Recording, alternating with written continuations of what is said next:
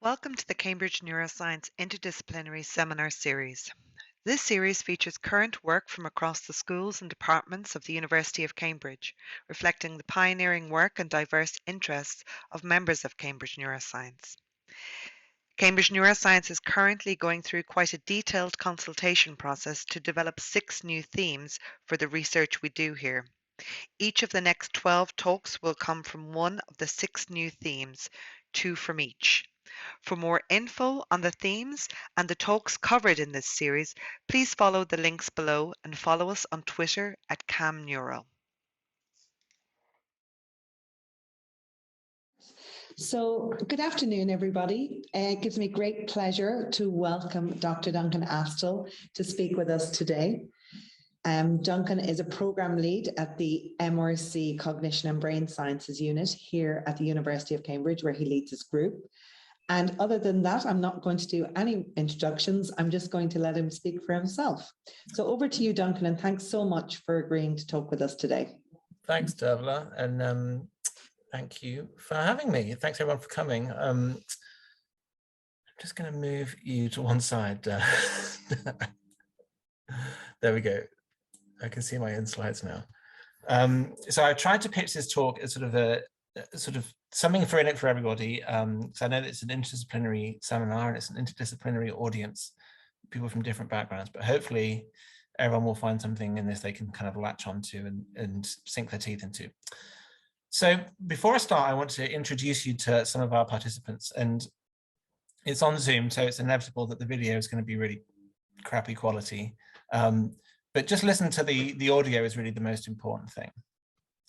So if the slides work, here we go. So here are 3 of our participants I want you to meet. I always get told off, and I just find it really, really hard to concentrate and do everything properly. English is like harder because in writing and reading, my reading's like not gone really well, and then my writing has improved like a lot since I was in primary school. People with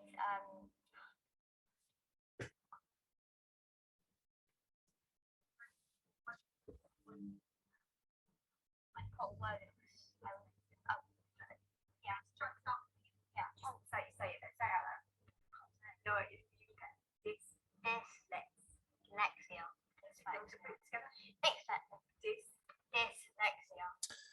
Okay, so Freddie, Billy, and Eva are 3 participants in one of our studies, which I'll introduce later on in the talk. And they really encapsulate the kind of children that we're particularly interested in our program of work. So Freddie has difficulty paying attention. He can be fidgety or always on the go, according to his teachers. He can be disruptive sometimes, by his own admission. He has experienced difficulties in maths, and in primary school, his parents took him to see the GP, and ultimately that referred in a diagnosis of ADHD. Billy, on the other hand, also has difficulty paying attention, and he has received support in multiple different subjects. He can be easily distracted. He experiences high levels of anxiety. He has a support dog called Buster. And at the time when he took part in our study, he had no formal diagnosis at all. And finally, Eva has difficulties in reading. You can probably tell that she has received support in speech and language. She also experiences really high levels of anxiety. For example, she got a great story about how much she hates hand dryers. And she's been given a diagnosis of dyslexia. And we're interested in a really core set of what I think are very kind of fundamental questions about these sorts of kids. So firstly, same or different cognitive and brain mechanisms. So for example, both Freddie and Billy experience high levels of inattention. Is that from the same underlying set of mechanisms or different? Secondly, one cause or many causes. So for example, Eva's reading difficulties, her speech and language difficulties, her anxiety, do they all come from one common set of causal mechanisms, or are they a series of independent, separate causes that just happen to co-occur in Eva? And finally, is the diagnosis relevant? So for whatever reason, Freddie's been given a diagnosis, Billy hasn't. does that confer any genuine difference between the two of them? And it might seem like these are really straightforward and simple questions, and surely we've already answered all of these, but I don't think that we have. And the reason why is because we've tended to rely on a particular type of study design. And when I say we, I very much include myself in that, and that's called a case control design. It's a design you'll be very familiar with.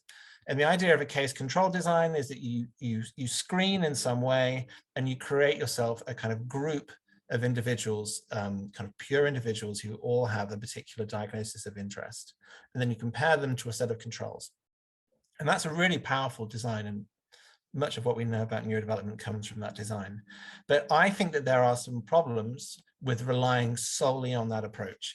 And as I say it, there are three sort of different but related difficulties and challenges in relying on that. Dev, you can hear me okay, right? And you can't hear the washing machine or the dryer. Okay, that's just for my confusion. Okay, so I think there are three kind of challenges with this sort of case control design. So firstly, you traditionally recruit according to a strict criteria, and you exclude anyone with a co-occurring difficulty, so that you're looking at the pure cases. However, co-occurring difficulties is the rule, not the exception. So the samples we've chosen tend to not be very representative of the broader population of kids at neurodevelopmental risk. Instead, the literature is sort of dominated by relatively rare cases of children with apparently selective difficulties. Right, that's problem one. Problem two, we miss the majority of kids who are experiencing cognitive, behavioral, and learning difficulties. And that's because most of them don't have a diagnosis or don't fit the kind of diagnostic stereotype. And so they're typically then excluded from studies. So for example, Billy would never turn up in a study simply because he doesn't have a diagnosis. And so there'd be no basis on which we could recruit him. And third, we don't include children with different phenotypes in the same study. So you wouldn't get Freddie, Billy, and Eva in the same study together. And those three things make it quite hard to start addressing these kinds of questions. And the result, I think, is sometimes it can feel like what we're really testing is what correlates with diagnostic status, rather than exploring the mechanisms at play in this large mixed population of children at neurodevelopmental risk. And this is getting a bit soapboxy, but whether we intended it or not, the diagnostic framework has come to define everything about the way that we study neurodevelopmental difficulties, not just recruitment, but also analytical frameworks, theories, and interventions. And so some have started to argue, ourselves included, that what we need in addition to this case-controlled approach is a transdiagnostic approach. So an approach that sort of relaxes or removes altogether the apparent supposed boundaries between diagnostic conditions. Right, and so to give you an example of that, I'm going to introduce you to a study called CALM, the Center for Attention, Learning and Memory, which I'm sure many people have heard of before, but I'm going to pretend that you've not heard about it. There are many people to thank for CALM, and it's a massive team effort, and they will all be thanked properly at the end. So what is CALM? It's a cohort of children at neurodevelopmental risk identified by practitioners with single, multiple, or no diagnoses. So referrers would identify children that they think are struggling in some way, in intentionally kind of quite generic ways in terms of cognition, behavior, and learning, and they could then refer them to the study. And to make that happen, we had to work really closely with partners in speech and language therapy, SENCOs, pediatricians, specialist teachers, ADHD nurses, occupational therapists, and so on, to recruit hundreds of individuals who are struggling with learning in some way. And these are some of the specialists at one of our workshops. So the idea is that they would refer the child to us. We would invite them into the unit for a session. Session lasts most of the day, really. And we gather lots of different types of data, which I'll introduce you to in a moment. When we first started out, we weren't really sure whether anyone would be interested in referring kids to the study, but now more than 1,000 individual children have been referred to the study. And in addition to the assessments, we had a lot of fun along the way. So these are some of the families at one of our family fun days. So when they came to visit, the children were only too happy to spit in a pot.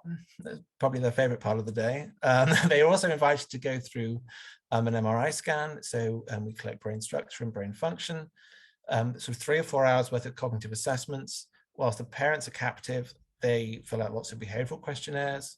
We also do our own measures of learning and measures of mental health. And that is an enormous amount of data to collect. And really, it's only possible because we pulled capacity across lots of different labs. So it's a shared project. And we've got basically really nice facilities for families to come and spend time in. Now, this data set can be used for so many different things. In fact, already there are well over 60 different analysis projects, either finished or underway, using the CALM data set. And in a year or two, it'll be made publicly available so that anyone can have access to it. And I'm just going to first introduce you to one of those studies. And it's trying to address this question. So what is the nature of the cognitive profiles within this sample of children? And secondly, do those profiles match up with the child's diagnosis? And to do that, we use something called unsupervised machine learning, or simple artificial neural networks. And I'm sure everyone's heard of the term machine learning, and many of you probably use machine learning in your research. For those that don't, there's nothing particularly fancy about it. We actually use machine learning all the time. Every time you Google something, for example, or whatever search engine you use, what you might not realize is that you're typing in information and feeding it to a little algorithm behind the scenes. So when you search for information, behind the scenes, there's an algorithm which is taking the input that you give it, and it's building a little model of you and your preferences and your interests. And what you might notice is that later on, when you're online, down the sides, down the banners, you find that you are seeing lots of adverts for sorts of things that you're interested in. Sometimes things you've searched for, but also sometimes things that the algorithm has inferred that you might be interested in. And that's a really simple example of unsupervised machine learning. And so that's a similar approach to what we're using here. Only here, rather than feeding it search terms, we're going to start feeding it information about these children to see what kind of model it can create. To explain how it does this, I am going to use these fruit. So we've got kind of melons, lemons, oranges, raspberries. You are all probably very familiar with fruit. Let's imagine that we could parameterize each of our fruits. So we can give each fruit 3 values. Maybe it's, I don't know, acidity, juiciness, number of seeds. We then start off with a very simple network. So in this case, it's just got three nodes in this cartoon, and each node is defined by 3 values, and we call those weights just to distinguish them from these values. But those weights match up with these 3 values. And we initialize the weights for each node. So we give them some initial plausible values. And then we take each item. So let's imagine we take the lemon, and we find which of our 3 nodes is the best match for the lemon. And then we allocate that piece of fruit to that node. And then with a very simple equation, we update the weights for that node so they become a bit more like the lemon that was just added in. And we update the surrounding nodes in a kind of graded spatial fashion. So they become a little bit more lemon-like, but not as much. And then we take the next piece of fruit, we find its best matching in it. Let's imagine it's up here. We allocate it there. We update the weights so it becomes a bit more melon-like. We recycle those weights. We take the next piece of fruit. We find its best matching unit. We update the weights, and so on and so on and so on and so on. So gradually over time, it's learning a couple of important things. So the first thing it's learning is this sort of multi-dimensional fruit space. So it's learning, for example, that these big watery things all have very similar values, and they all group together. These little berry-like things, similar. What it's also learning is it's learning to adjust the values for these nodes or these neurons in the artificial network so that they optimally represent this sort of fruit space that we're creating. And one of the really neat properties of this network that we've chosen is that it can grow, so it can change its structure in order to better represent the data you're feeding it.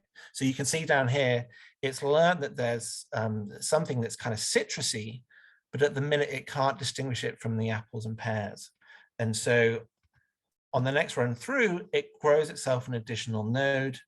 We repeat the learning process, and this time now it can learn the difference between the citrus fruits and these apples, pears, and guavas.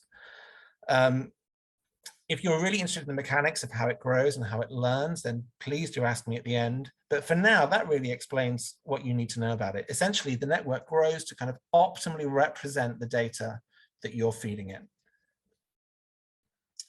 So another neat feature of the network that we've chosen is that it can spawn its own little sub-network. So for example, it might learn that there's a kind of noisy category, called berries. And to represent them optimally, it needs its own little sublayer to represent these different berries. And you might be sat there thinking, well, this is all very jolly, but why on earth have they gone down this route? And there are a few reasons. Well, the first thing is that we might learn something. So we've collected this really large heterogeneous data set in quite a novel way. And it's really an open question as to who is represented in it. And our hope is that this sort of unsupervised machine learning approach might yield some novel insights as to what are the different profiles present in this kind of broad heterogeneous population. Secondly, it can identify hierarchical relationships, like with these berries. And in developmental psychopathology, as it's sometimes called, there are lots of theories that suggest there should be hierarchical relationships. And thirdly, as we'll see later on in the talk, it can create a model that can be used to make predictions, and that can be a really powerful thing. Okay, so we got our network, but of course, we're not feeding it information about fruits. We're instead feeding it information about kids. And so we know about their memory skills, their vocabulary skills, their listening skills, their attention skills. So all the information in our cognitive battery. And the idea is that we pour that information alongside some children who go to the same schools but weren't referred to the study. And we did that because we wanted to try and get the kind of broadest possible kind of net to kind of include the broadest kind of possible set of profiles that might exist. And the question is, what will the network learn about this interesting data set? Maybe it will learn the categories that we've come to expect, or maybe it will learn something different altogether. So there's lots of different ways of showing you what the network has learned. And this is just one way that I find really intuitive. So what I've done here is plot the nodes of the network. So these nodes with these weights that represent the items that we've fed in, or in this case, the children, and I've plotted them in Euclidean distance space. So if two nodes are close together, that means that their weights are very similar to each other. If they're far apart, that means their weights are very different. And you can see that the network used 3 different layers to represent the data optimally. So first, it created this top layer, which you can see in blue. And then to represent the space more optimally, it added in this second layer, kind of capturing kind of more granular information. And then finally, to represent it optimally, it added in this third layer. And we can sort of use the sort of geometry of this space to tell us something about who is in the sample. So for example, up here, you find a kind of cluster of children with really good performance on all of the cognitive assessments that we fed into the network. And as you move from left to right, gradually the children get slightly worse at the tasks. So around here, you find children who have entirely age-appropriate cognitive skills, maybe slightly better or worse at verbal or spatial tasks. And then as you move further to the right, you starts to broaden out, implying that there is more variability in the profiles. And you find a pocket of individuals who really struggle with what I've put here as spatial cognition. So it's things like working memory, spatial short-term memory, fluid reasoning. You might alternatively call those things like executive function skills. Down here, you find a pocket of kids who have more selective difficulties on what I've called verbal cognition. So they really struggle with things like phonological awareness, so kind of decoding of sounds, and anything that requires that. So verbal short-term memory, verbal working memory, vocabulary. Their parents also report that these children have more difficulties with the structural elements of spoken communication. So it's more of a sort of language profile. And then right round to the bottom, you find a group of children who struggle with all of the cognitive tasks. So what we've done essentially is we've kind of trained up this network, and it's kind of spread its nodes out to sort of optimally represent the space. And then we can explore the space, as I've just done there, to try and understand who is in this sample. So one thing you might be thinking is that maybe it's just the case that what the network has really learned is diagnostic status. And many of the kids in the sample have a diagnosis. So about 30 to 40% of the children have a diagnosis. Now, if it were the case that, say, having a diagnosis of ADHD means that you have executive function difficulties, and there are many theories that would suggest that you should, then all of those kids should cluster somewhere up here-ish, or they should be more up there than by chance. However, if having a diagnosis of ADHD has no predictive value of the kind of cognitive profile you have, then you might expect those kids to be scattered randomly through the network.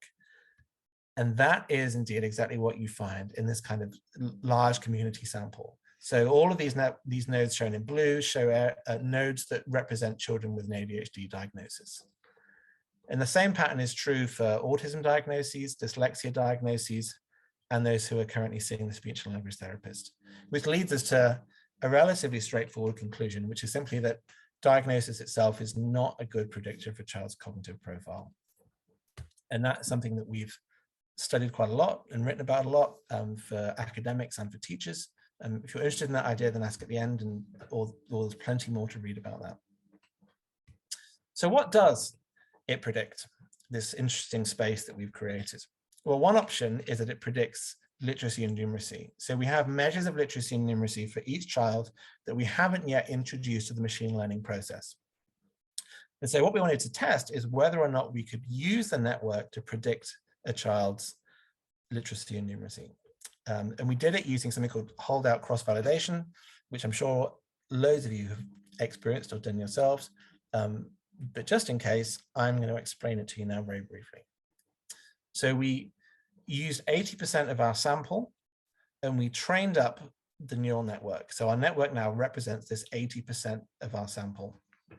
We then take the remaining 20%, we take the first person, and we identify where would their best matching node be within this network. Even though they weren't involved in the training in any way, where would their best matching node be? And then we then identify which members of this 80% created that node, and we take their literacy and numeracy scores and we use it to make a prediction about this person's literacy and numeracy scores.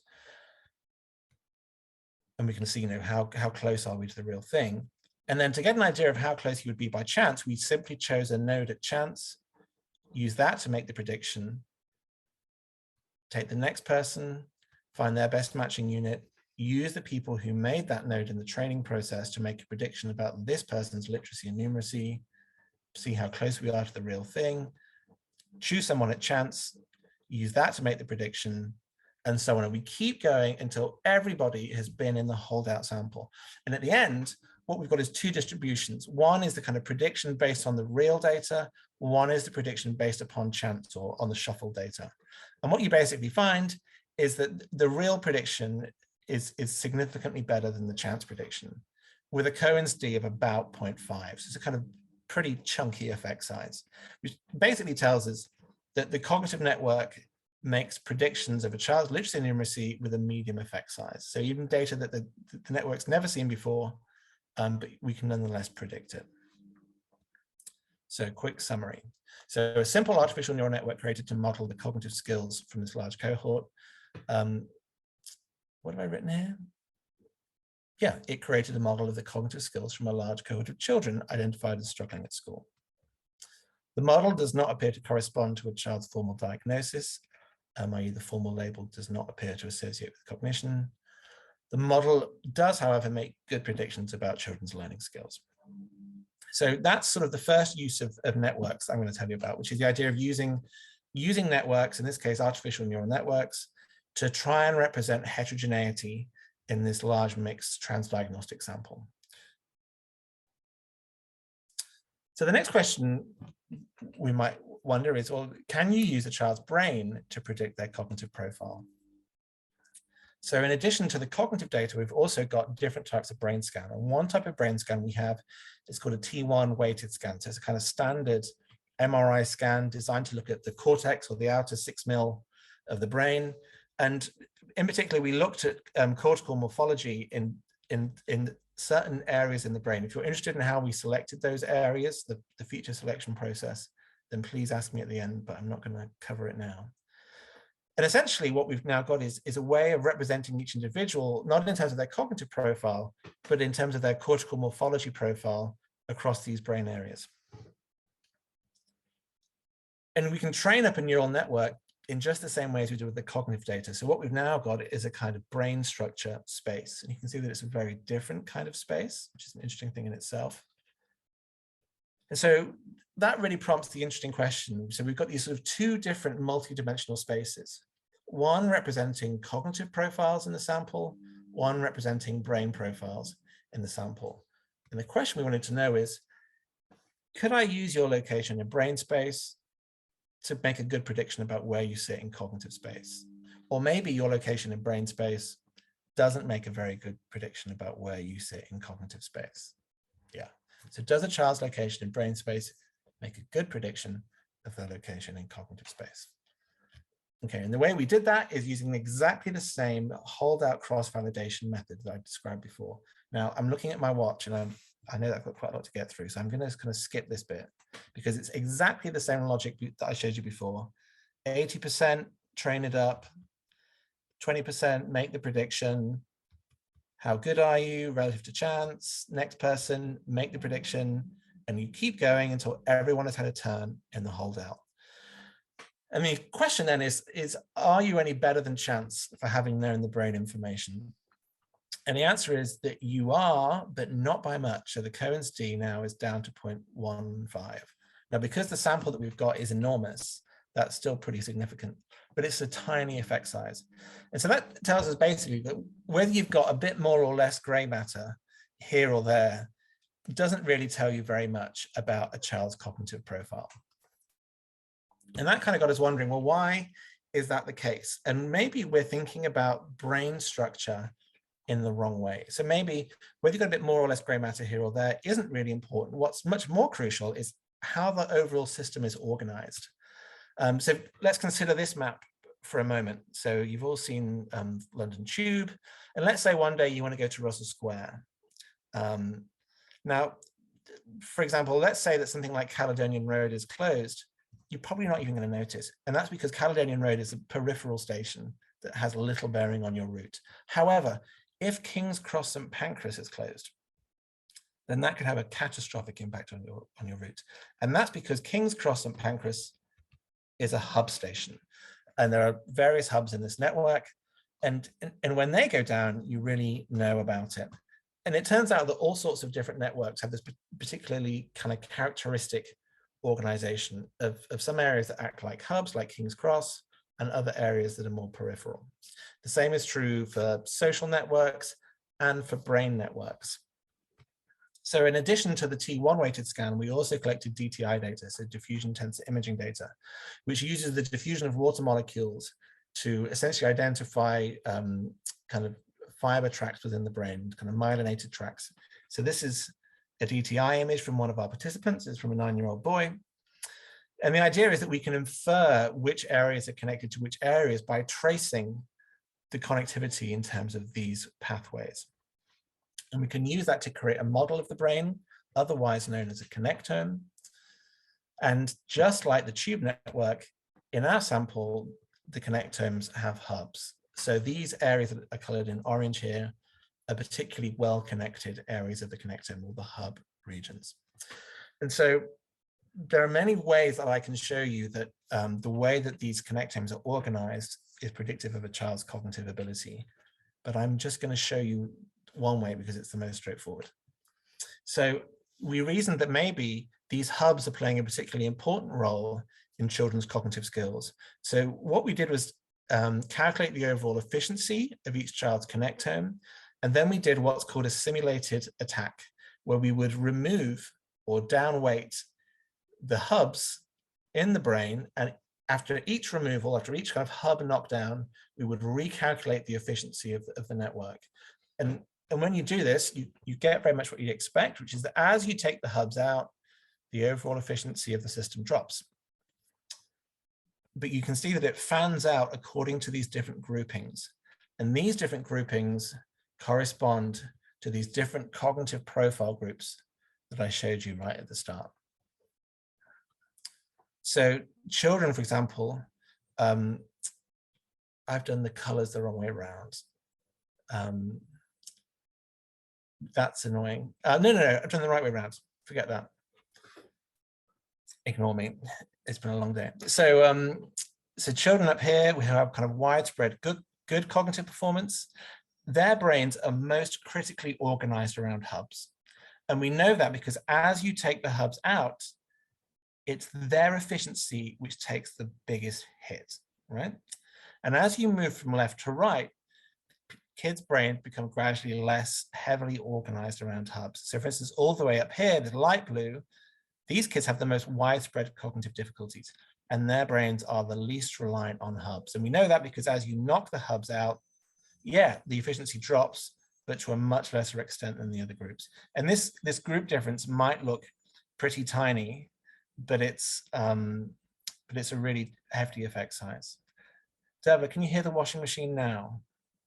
No, okay, fine. You're probably too polite to say anyway. Okay. So yeah, children with cognitive difficulties seem to be less critically reliant on their hubs. So quick summary. So regional differences in gray matter make predictions about a child's cognitive profile that are significantly better than chance, but the effect size is pretty small. A second type of network can be used to model integrated systems, like a child's brain, using diffusion imaging, called a connectome. And the more critically a child's brain is organized around the hubs in that connectome, the better their cognitive performance tends to be. Children who rely less on their hubs for their brain's organization tend to find cognitive tasks more difficult. Okay, so that's the kind of second use of networks. So the first use of networks is really about parsing heterogeneity and trying to map it and model it and use it to make predictions. The second use of networks was to try and model a complex system. So in this case, a whole brain connectome, and then seeing how well it can be used to predict cognitive profiles. And that's all good. We're very pleased with that. But it sort of leaves open a big question, which is why? So we still don't really have any theory. And that's what I'm going to talk about in the final part.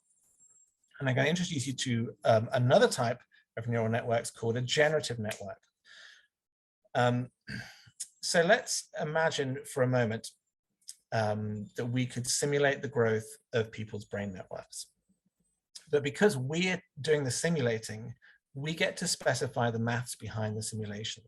And that means that we can systematically change the rules by which the brain network is growing.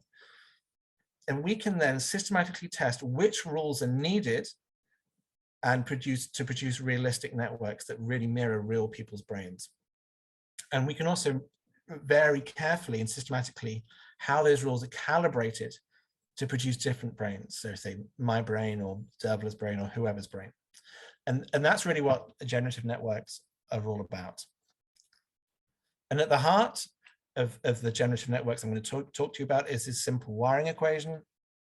So let's imagine that we've got two brain regions, brain area I and brain area J. And over time, we want to calculate the probability that they will wire together. And we can express that as a trade-off between two things: the cost of making that connection versus the value that the network would gain from that connection being formed. So what do I mean by that? So the cost could be approximated as the distance. So if I and J are a long way away, it's going to be a really expensive connection to form. And what do I mean by value? Well, the value could be any non-geometric property of that particular brain region. For example, how many existing connections it's got, or whether its connections overlap with the ones that I have. So do they have very similar neighborhoods? So we can try lots of different parameters for this value term. And I'll give you some examples later on. And then we have these two modifiers, eta and gamma. And they just allow us to adjust the relative weight of these two terms. So over time, we're deciding whether I and J are gonna wire together. That probability is a trade-off of the cost of the connection forming with the value of it forming. And for each person, we can adjust the relative contribution of either the cost part of the equation or the value part of the equation. So I know many people are not a fan of maths, in which case don't panic, because it's all very straightforward even without it. So the probability of I and J connecting can be expressed as the trade-off between the cost of them connecting, i.e. the distance. If they're a long way away, it's going to be really costly to connect, versus the value. For example, if they have matching neighborhoods, that might make a high value connection. And for some people, the distance might be more important. So the cost part of the network might be more, part of the equation might be more important. And for other people, the value part might be more important. So I realize that's all a little bit esoteric, but let's imagine for a moment a different kind of network that you might be familiar with. So let's imagine a social network.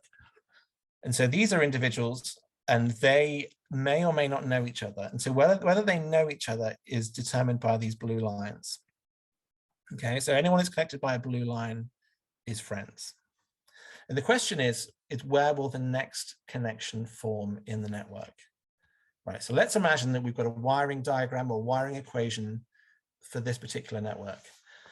And in this one, I've really enhanced the role that distance plays. And I've downplayed the role that the value plays, in this case, the matching neighborhoods. So the question is, where will the next connection form in this network? And the answer is right here. And that's because these two individuals are really close together in proximity. And this particular instantiation of the equation tells us that we're wiring primarily on the basis of distance, cost penalty.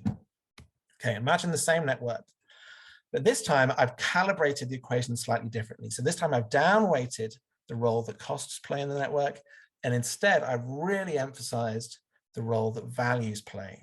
The question is, where will the next connection form with this wiring equation? And the answer is here. And that's because even though it's a really long distance connection, so they're far away from each other, Bart and Milhouse already have 1, 2, 3 neighbors. So they have highly matching neighborhoods. And in this particular instantiation of the equation, neighborhood matching wins out. And what you can hopefully take away from that is that by calibrating the trade-off between the costs and the values, we can gradually change the organization of the network as it grows. So coming back to brains for a moment, let's imagine that node 2 is forming a connection. And for argument's sake, let's say that node 36 is the closest. Now, because there are no other connections, there's no topological information. And so the connection that forms is with node 36. But later on in the process, node 2 is about to form another connection. But this time, there's now lots of topological information in the network. And so even though node 27 might be a good candidate because it's so close, in this particular implementation of the wiring equation, it's biased towards to matching neighborhoods. And so in this case, instead, it's going to form a connection with node 59. And that's because node 59 already shares a couple of neighbors with node 2.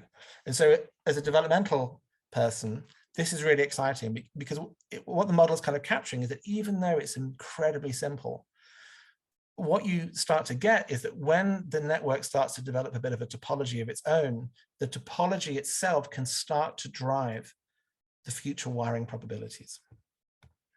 And so you can see the wiring probabilities in this matrix before that connection went in, and then the addition of a single connection suddenly means that now very different connections become much more probable. So even small changes, addition of a single connection, can steer the network down a different trajectory. Okay, so how does it work? So we've got our wiring equation that I've done my very best to explain. And what we're going to do is use it to simulate lots of potential brains. We're going to cycle in different terms for this K term, this value term, so matching neighborhoods, overall number of connections. There are about 13 different possibilities. And for each person, we're going to adjust these eta and gamma terms so that we're calibrating slightly differently each time the relative trade-off between costs and values. And we're going to repeat this process many times to create lots of different simulations. And then for each one, we're going to test how well it approximates the real thing. And we do that with an energy equation, which I'm not going to go through in detail because you don't really need to know it. But basically what it decides is, are the global properties of the simulation similar to the real observed network? And if it's high energy, that means it's a poor match. If it's low energy, that means the simulation is very similar to the real thing. Okay, so these are the initial results. So each of these different bars corresponds to a different wiring rule, a different term for K. And what you can hopefully see is that all the way down here, these two little red bars, these produce reliably the most low energy networks, or the most plausible networks. And they are from a class of model called homophily. And the number one rule is neighborhood matching. It is the rule that I already took time to explain to you. So it turns out that when you pit that rule, that distance cost versus neighborhood matching against other potential wiring models, it produced the most plausible brains. Really interesting characteristic though. Let's zoom in on the energy landscape. So these are all the different gamma and eta terms that we tried. And you can see the portion of space where the low energy networks can be found. And it's this tiny, tiny sliver, kind of energy cleft. And if we zoom in on that portion of space, then each of these X's corresponds to one of the children in the calm cohort. So tiny changes, tiny adjustments to this wiring equation seems to give rise to this big diversity in connectome organization across the sample. So tiny amounts of variability can generate diverse trajectories. We can ask all sorts of questions about these simulations. For example, how realistic are they? So for example, does it put hubs in the right place? So one thing we can simply do is correlate the overall degree of connectedness of the simulated nodes in the network with the observed nodes in the network. And what you see is that they're a lot more correlated than you would expect by chance. In short, the simulation is putting hubs in roughly the right place because they sit at optimal locations for this economic trade-off between costs and values. You can explore that in lots of different ways, which I haven't got time to. And finally, because the model is kind of computationally specified, we can then use it to leverage additional types of data. So for example, there's a gene expression atlas called the Allen Atlas. And what we can do is test using PLS analysis whether there are genes whose expression profiles really mirror the distribution of the costs term and the values term from our equation. And if you're interested in how you do that, then please do ask me at the end, and I'll make Dan tell you. The long story short is that you find that genes that co-vary in location with the cost parameter code for metabolically costly processes, I'm reliably informed. Whereas those that code for the values term code for things to do with synapse formation, so synaptic signaling, synaptic membranes, and so on. So one possibility is that large numbers of genes co-vary across the brain with the parameters because they themselves help shape the kind of economic environment in which the brain is growing. And that helps determine the trade-off between the kind of the cost penalty and the values term. And it's tiny changes in that process that gives rise to the variability that you see in developmental trajectories. Okay, I'm going to skip that summary because it's been so quick. So what I've hopefully given you is kind of 3 different ways that you can use networks to sort of try and understand transdiagnostic mechanisms. So the first is about using networks to try and map differences between individuals. The second is by using networks of complex systems like connectomes. And then the third is trying to use networks to build theories like generative networks. If you're interested in our work, then you can visit our webpage. Our lab is called 4D, which I realize is pretty pretentious, but there you go, we chose it together. Thanks to the Medical Research Council and all the other funders who support our work. And a massive thanks to the lab, in particular Roma, who did the analysis that I talked about first with the simple artificial neural networks, and Dan, who's done all the generative network modeling that I presented. Massive thanks to the CALM team, in particular Sue and Joni, who really got CALM up and running, their brainchild. And massive thanks to our collaborators, in particular Petra, Ed and Joe, who collaborated on the projects that I've shown. And I will finish there. Thank you for paying attention, hopefully. Thank you, Duncan, for that very interesting talk and for really demystifying some of the terminology surrounding machine learning. Join us next week when we are joined by Professor Fumia Lida, who is a professor of robotics at the Department of Engineering here at the University of Cambridge and also the director of the Bio-Inspired Robotics Lab. Fumia will be speaking to us on embodied artificial intelligence, building brain and body together in bio-inspired robots. For more information on this seminar series and for all things neuroscience in Cambridge, please follow us on Twitter at CamNeuro and follow the links below. See you next time.